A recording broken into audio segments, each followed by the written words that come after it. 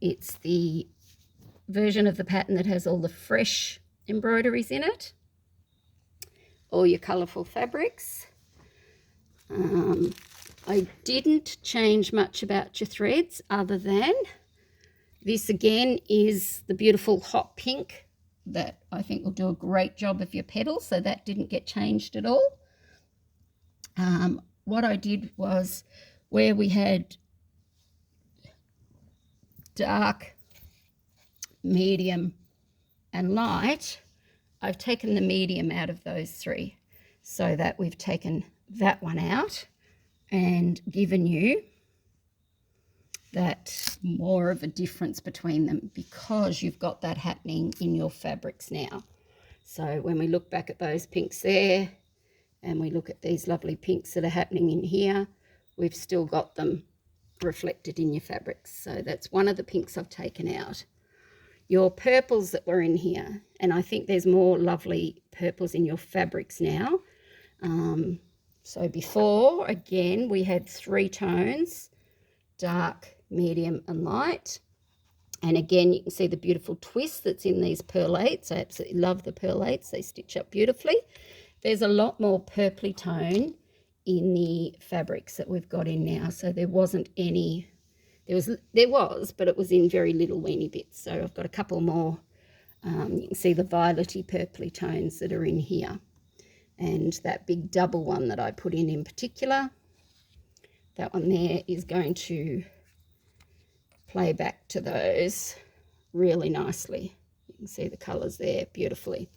Okay, so the same thing I propose there, rather than have the 3 and having them really close in tone, is that if we take one out and bring in a slightly more vibrant one, so that again, like this is our wow, we've now got a wow to match the wow that's happening up there, to match the whales that are happening here. So we'll take one of these out, and I'd probably take that one because it's quite close, and make it a bigger gap between our 3, so that when we look up the palette, it looks like that and it's still beautiful. So the reason I do want a dark purple in there for you is some of the flowers that we start to embroider first are our beautiful pansies. And everybody knows that you can have gorgeous tones of yellow pansies, which is this, it's not quite as bright as what it's showing there, if I can put it a little bit flatter. These are our beautiful anchor pearlates. I absolutely love them. Look at that. You can see the twist in their thread, and that just raises the stitches off the background. It's absolutely beautiful. I love anchor pearlates. When we put that yellow one with this beautiful dark purple one now, look at the pansy level you will get out of that, and then pop it beside those sort of fabrics there, and you are going to have beautiful pansies being stitched near those colourings there. That will be stunning. You can still use your lighter ones to get the different shadings in the pansy. So we'd have this level, and because we're still using our buttercup, which is this variegated one here, we will get different levels happening down to really soft, gentle, pale lemons with our variegated cottage garden thread. And again, I just picked a slightly more vibrant one so that they're all holding their own. When you see this, purple's at the level, the hot pinks at the level, all that sort of thing. And previously you had in 3 greens, so the dark, the medium, the light. And again, I think we can eliminate one of those and just make it a little bit more of a step between them, because you've gone more vibrant with your fabrics. You can either go with those 2, or that's a bit too close. Okay, let's try those 2 there. I'd suggest those 2. So we've got those 2, your hot pink petals, your beautiful lavenders for when we do our lavender embroidery and so forth. We've put in the darker purple, so that's purples and yellows for when we do our pansies, and then you can use the beautiful buttercup for when we're doing our softer levels of pansies first. So if you look out what I've got on the table here, we've taken out this mid purple, we've taken out this mid pink, we've taken out this mid green, and we just put in the more vibrant purple, more vibrant yellow. So we've eliminated one of those. I would still suggest you use this beautiful cocoon, gorgeous cottage garden thread. So if I look at that up there against those thread colorings, you can see that again when we stitch our beautiful thing. So if I go to this front cover here, see those ones there? You can see how well that's already going to give you all different levels there. You can then also use it with our beautiful purples here, and you'll get different levels of flowers with those, which will be really pretty. So I would still suggest cocoon because it's going to give you really lovely blues that go in line with some of the blues you've got in your fabric here. The other one I'd still suggest you go with is Dog Rose, and Dog Rose was put in because of its beautiful pinks. So the pinks and greens that are variegated in there are the same as the murky pinks and greens that are in our background fabrics there, and it goes really lovely with the greens. Again, if I moved it and put it over this side, you can see it's sitting in really nice with these fabrics. You can see it's sitting in really nice with those ones up there. So I would just take it down to the 3 of those: cocoon, Dog Rose, buttercup, gorgeous variegated cottage garden threads, which are produced in Australia here by a very talented mother-daughter team. Again, I've taken out a really soft larkspur and really soft Tallulah. So both of those were in the palette before. We don't need to go that soft now because we don't have those really, really pale ones. So you can still see we have light, medium and dark in our colours. It's just in a much smaller palette. And if you just wanted one, it would be perhaps larkspur that's going to give you all the gradients of these gorgeous things here. So when we do our butterflies and that, you could get really lovely tones with these colours here, and soft, pretty, gentle little butterflies flying around this garden of yours. But Tallulah, I'd say we could take that out now. Completely up to you, but that would reduce that by 1 as well. So they're the 4 that we've taken out, swapped over. So I would still recommend we do our beautiful silk thread. That's a gorgeous Daruma silk thread. Again, it's the background colour, and you can see I've got a thread on there, and you've got to go looking for it to find it against your background colour.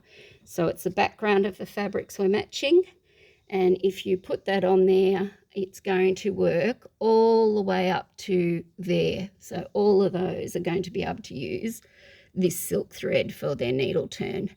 Only that one there, and when we get up to those 2 pinks.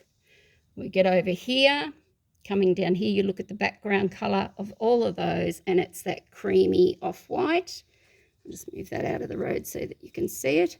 So again, if I lay that there, it's just going to disappear into that background colour when they're needle turned, and that will work all the way up there. See how you've got to go searching for it to put it in there? That's going to work beautifully. So that's silk, one silk is going to do about 90% of those threads.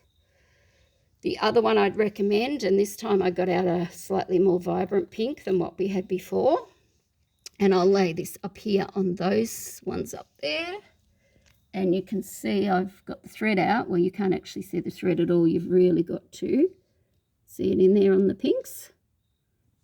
So here's the thread, beautiful silk thread, and I lay it on those backgrounds up there and up here.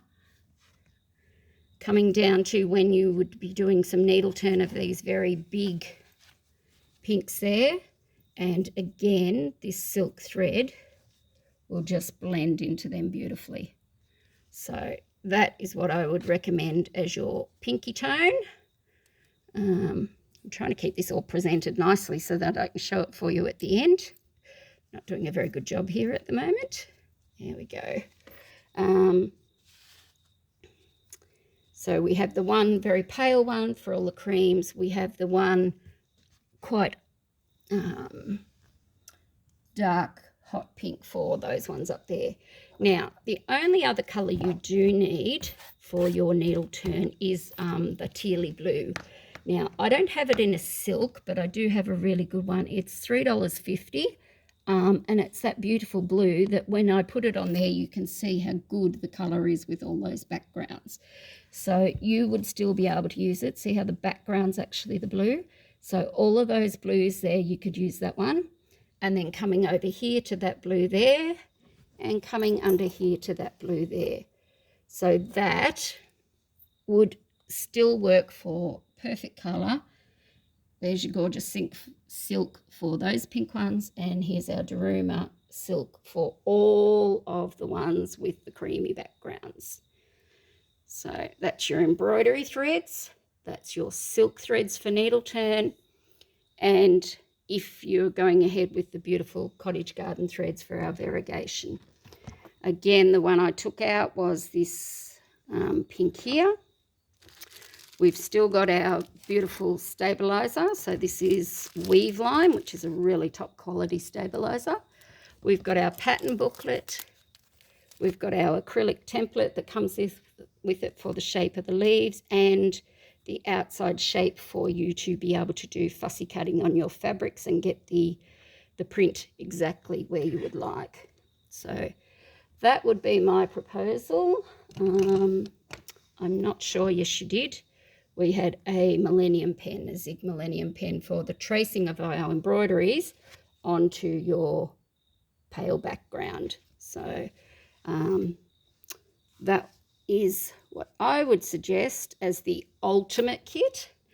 You can see, because of the vibrancy of these that have been put in, it's definitely more of a vroom, of a rainbow.